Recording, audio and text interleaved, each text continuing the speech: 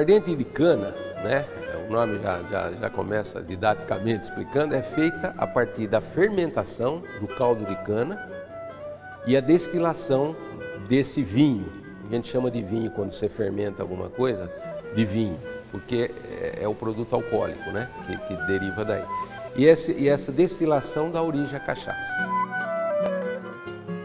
Olha, o termo cachaça, pelo que eu estudei, não tem nada definido que seja. Mas tem uma história muito interessante que eu acredito que seja essa a verdadeira história. Sabe-se que o Brasil foi um produtor muito grande de açúcar. No início do Brasil, tinha os senhores do engenho, as casas de açúcar. E era a época de escravidão. Então, para se produzir um açúcar, é um processo até simples, a gente trabalhava, o açúcar mascavo que se fazia na época. Faz-se a moagem, extrai-se o caldo e vai fervendo esse caldo até eliminar essa água e ele vai solidificar e transformar no açúcar.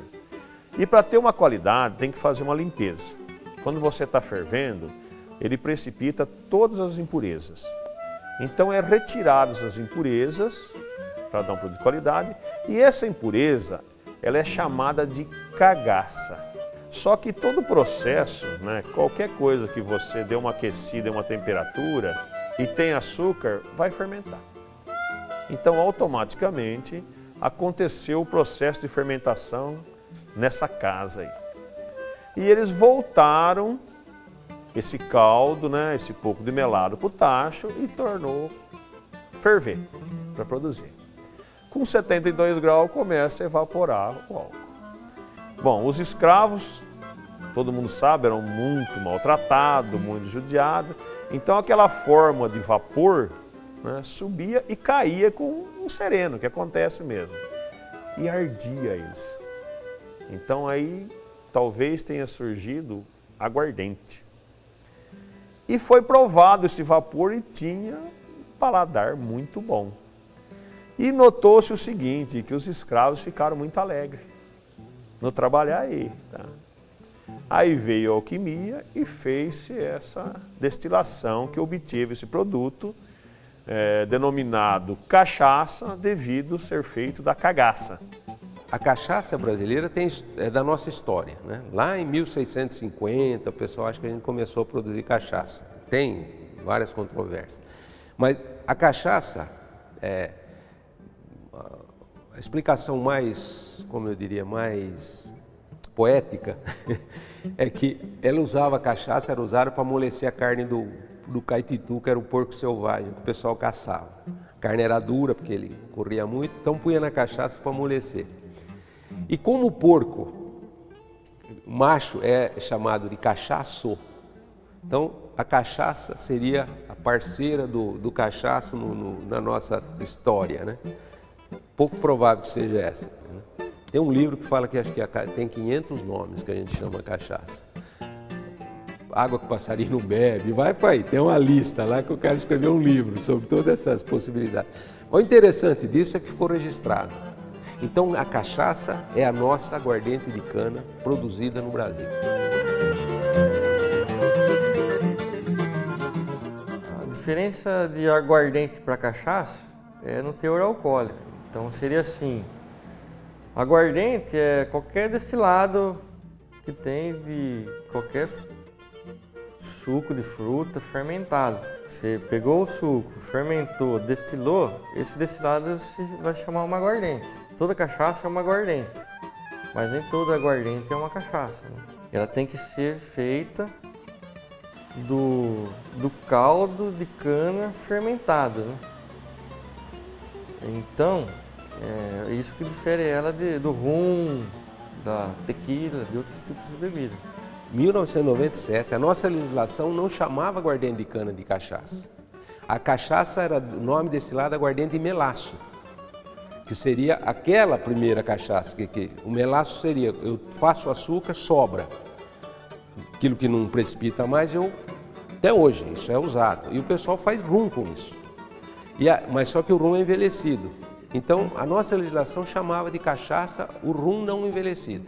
que a gente produzia, que ninguém produzia na verdade, mas ele aqui produzia já o caldo de cana, porque a gente tem tanta cana aí, não precisa ficar procurando. E aí dessa falta de conhecimento, os Estados Unidos classificaram a nossa bebida como rum, para receber mais imposto, na verdade, porque o rum já era universalmente conhecido. E aí começou uma luta aí muito interessante, que a gente foi lá nos Estados Unidos, eu participei dessas comissões aí, representando aí a universidade, vamos chamar assim, e fomos lá tentar convencê-los de que rum e cachaça eram duas coisas diferentes. A gente convenceu os técnicos, mas não o governo. O governo americano continuou taxando a gente como rum, mas deixou a gente escrever cachaça, já foi comercialmente. E depois aí, em Bruxelas, um ano depois, a gente conseguiu que a Organização Mundial de Aduana, que é uma parte da Organização Mundial do Comércio, reconheceu que aguardente de cana é uma coisa e aguardente de melaço é outra. Então o rum continuou chamando rum, aguardente de melaço, e aí criaram um novo padrão, aguardente de cana. E aí nós aqui do Brasil, muito espertamente, né, e na hora certa, reconhecemos que a aguardente de cana, se produzida no Brasil, chama cachaça, porque aí nós temos história. E isso leva, segundo as leis, aí parece que 6 ou 7 anos, quando você faz isso, para ser contestado, mundialmente falando. Não fomos contestados, então hoje, cachaça é aguardente de cana produzida no Brasil. Isso, do ponto de vista de mercado internacional, faz uma diferença tremenda.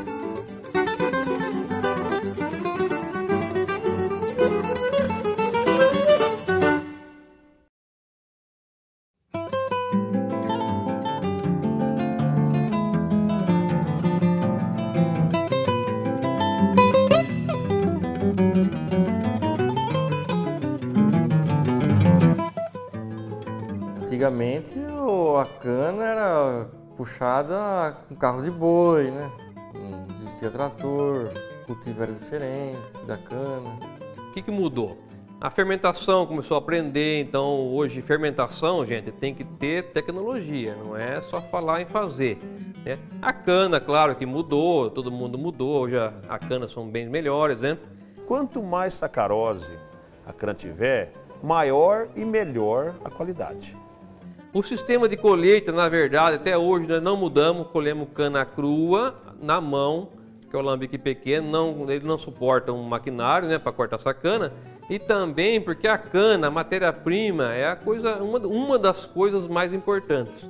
O que mais mudou, na verdade, né, foi justamente a tecnologia de fermentação e destilação e envelhecimento, né, que hoje aqui nesse alambique pratica muito.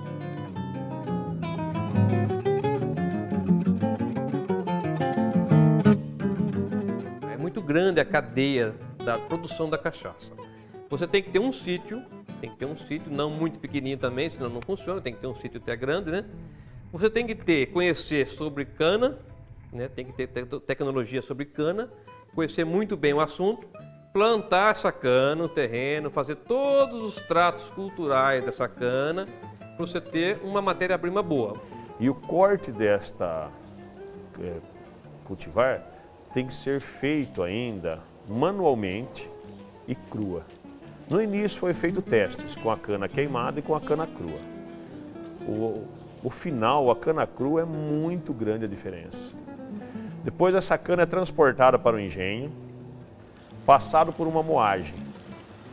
Aí depois tem que moer essa cana, fermentar esse produto que é muito importante. Na fermentação não é usado nenhum aditivo químico. Ela é feita naturalmente, com leveduras selecionadas. E por isso que como a gente não usa nenhum aditivo químico, que nem pode, por causa do processo, a gente tem que ter um controle bem grande assim, na parte de higiene no processo. Esse processo é muito importante. A gente saber preparar esse mosto. Então a gente prepara o mosto e põe para fermentar. Então você consegue, a hora que acabou a fermentação, não tem mais açúcar sobrando, você não desperdiça açúcar e nem cria problema tecnológico. A gente coloca na dorna, acrescenta esse caldo.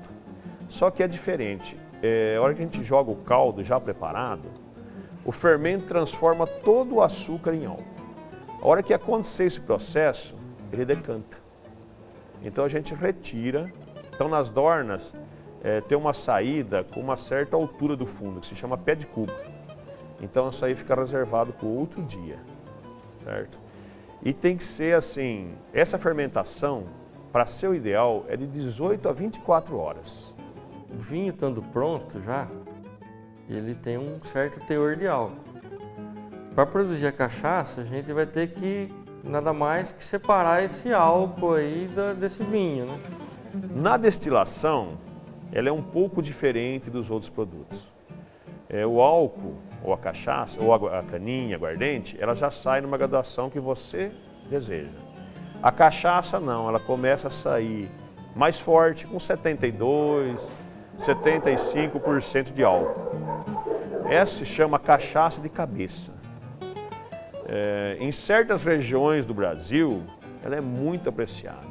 Porém, é um produto descartado.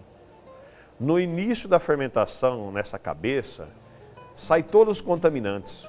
Carbamato de etila, metanol, tudo que você pensar de mais forte está aí, os metais pesados saem. Então a gente elimina. A gente foi vendo que o começo da destilação e o final, do ponto de vista sensorial, já não é bom, então é bom tirar a cabeça e a cauda, ou seja, 10% do início da destilação, do que está saindo, a gente separa. E a hora, antes de acabar a destilação ainda tem um teor alcoólico interessante, mas a gente para porque começa a sair muitos álcools superiores e outros compostos que não são interessantes do ponto de vista sensorial, a gente corta. Esses compostos, quando a gente não corta, vão dar a nossa ressaca do dia seguinte. E aí vai para a destilaria. Você destila separando o começo da destilação e o final, e você tem o produto destilado, que já chama cachaça, mas que se você envelhecer, seguramente vai ficar bem melhor. Pela legislação, só considera envelhecimento de 200 a 750 litros. Acima disso é armazenamento. A cachaça não é só vender a granel, a branquinha comum. Tem o seu mercado, claro, não vai acabar o mercado da cachaça branca normal, mas as envelhecidas eu acho mais importante ainda. E nos tonéis de carvalho há muitas reações ali dentro, né? Por ela estar envelhecendo, né? O carvalho vai conferir a cor, o aroma e o gosto. Mas o envelhecimento, a oxigenação dentro do tonel, ela vai reduzir aqueles produtos que a gente chama de produtos secundários, que não são aqueles bem-vindos que no decorrer da fermentação, da destilação, possa se originar e vir junto com a cachaça. Então o que é o envelhecimento? Vai dar uma refinada nisso aí, e vai transformar aqueles componentes secundários em ésteres, e vai dar aquele aroma gostoso daquela bebida envelhecida, né?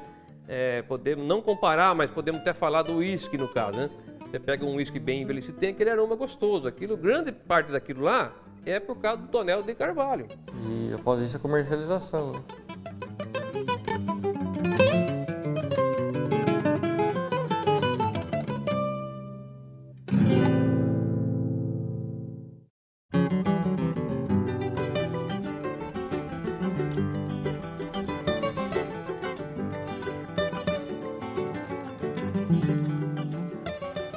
Minha família, eu já sou na terceira geração produtor de cana-de-açúcar.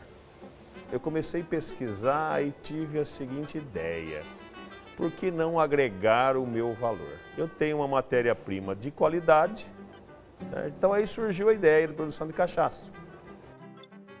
Em 1985, meu pai, meus tios na época também, falou, vamos ver se a gente faz alguma coisa diferente. Mas aí surgiu esse negócio, falei, não, vamos fazer cachaça. Aí começou aquela história com o alambique pequeno, igual todo mundo começa, né? A ideia surgiu porque meu bisavô e os irmãos dele, em 1907, adquiriram um engenho, né, no bairro da Rocinha, aqui em Lençóis, e começaram a produção de cachaça. A economia aqui da cidade, da região, girava em torno de cachaça, né? A produção e o comércio, né?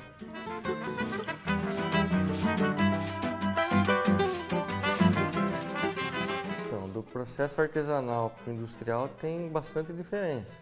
Uma delas é o volume que é produzido, né? No industrial é produzido, o volume é bem maior do que o nosso, que é artesanal. Sendo menor, você pode controlar melhor as etapas da produção.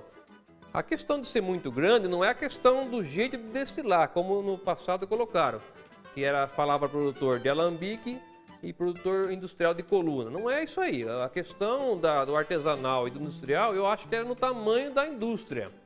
E o pequeno produtor tem muito mais condições de analisar isso aí, de envelhecer. Como que um produtor que faz aí 100 mil litros por dia, que são os grandes produtores industriais, realmente industriais, né? Vai envelhecer a cachaça? Não, gente. A industrial vai vender a granel em caminhão, fazer engarrafadoras, engarrafar o produto e vender nos bares, né? Isso é normal e vai ser sempre assim. O artesanal, igual eu e muitos outros produtores, tem a condição de se acompanhar a produção, envelhecer o produto, eu mesmo engarrafar aqui no alambique, seguindo todas as normas, né, do Ministério da Agricultura certinho, e vender o produto. Então é bem diferente a qualidade do produto. O termo cachaça artesanal, eu particularmente não gosto. Porque ele dá uma ideia de um produto que não tem técnica, né? Que é feito mais ou menos manualmente e tal. Agora, acabou passando a ideia de que artesanal é a cachaça feita no alambique, do pequeno produtor e tal. Essa cachaça realmente é diferente da produzida em coluna. Isso vale para cachaça e para qualquer outra bebida. E também no processo industrial, a destilação é feita em colunas de inox, né? E no processo artesanal já é feito em alambiques de cobre. Na coluna, bom, normalmente a coluna, hoje já não se tem mais coluna de cobre. Então você já vê daí tudo aquilo que eu falei do alambique de cobre já se aplica. E segundo, a coluna, ela é mais de separar, né? Então eu consigo, na destilação em coluna, ter um produto mais homogêneo, mas menos rico em voláteis. Mas quando eu quero um produto controlado, a fermentação, destilar em alambique, sem dúvida nenhuma, em alambique de cobre, vai dar um produto de melhor qualidade sensorial, sem dúvida. Mas então nós temos hoje cachaça com sabor, que é na verdade um licor, tem pouca gente que tem, deu muito certo isso aí, tá? Atinge bastante gente, bastante o pessoal mais jovem, o pessoal, as mulheres, né? Isso é muito importante. E das cachaças puras, a branquinha tem o seu lugar, a branquinha pura, só que a branquinha pura não é uma branquinha pura comum. Mesmo a branca pura, ela é descansada em tonéis de aço inox 2 anos. Porque não adianta você fazer um produto de qualidade e vender depois de 1 mês. Ela não vai ser boa, né? Ela tem a sua qualidade, mas não vai ser boa. Então ela tem que descansar no tonel de aço inox, pelo menos 2 anos, no mínimo. A partir daí, depois, nós temos as envelhecidas. As envelhecidas são o nosso principal produto, na verdade, que acho que não falei. Nós temos as envelhecidas 2 anos, 6 anos e 10 anos. Isso, na verdade, é colocado na garrafa, 2, 6 e 10. Porque nós temos todos os anos, né? Todos os tonéis são datados, tá? Então aí você tira de 2 anos para vender num tipo de garrafa, 6 anos e 10 anos, porque aí dá bastante diferença, né? Esses produtos dão muita diferença, como já expliquei no Tonel de Carvalho, coloração, gosto, aroma e tem muita coisa aí. A cachaça descansada, ela por causa do tonel ser grande, mais de 700 litros, no caso nosso aqui ele tem 30 mil litros, a cachaça ela não vai envelhecer. Por causa da área de contato que tem com essa madeira, né? A troca vai ser com o ar, vai ser bem menor. Então essa cachaça não é considerada envelhecida, ela é considerada somente descansada ou armazenada em tonéis de amendoim. E ela é uma cachaça branca, porque a madeira, o amendoim, ela tem uma característica que ela não interfere nem na cor, nem no odor e nem no gosto da cachaça, né? Já ao passo que a cachaça é envelhecida em barris de carvalho, o volume dos barris são bem menores, são 200 litros, então aí ocorre uma troca mais intensa com o oxigênio Então há um envelhecimento. A cachaça ela fica mais macia, né, com o tempo. E ela pega a cor, ela adquire a cor também da madeira. Ela fica um tom mais amarelado, assim, mais dourado. Olha, hoje, na verdade, estão se igualando bem os produtos, justamente para essa gama de produtos, né? O que se vendia antigamente, claro que era a branquinha, né? A branquinha sempre vendeu bastante, bem mais, né? Hoje já não é bem assim.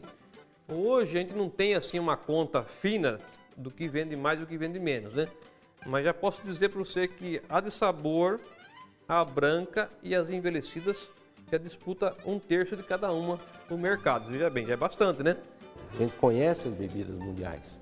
Tequila, rum, conhaque, uísque e cachaça. Cachaça está aí já. Então, nesse ponto, nós demos um passo importante de reconhecer essa história nossa como uma bebida tipicamente brasileira.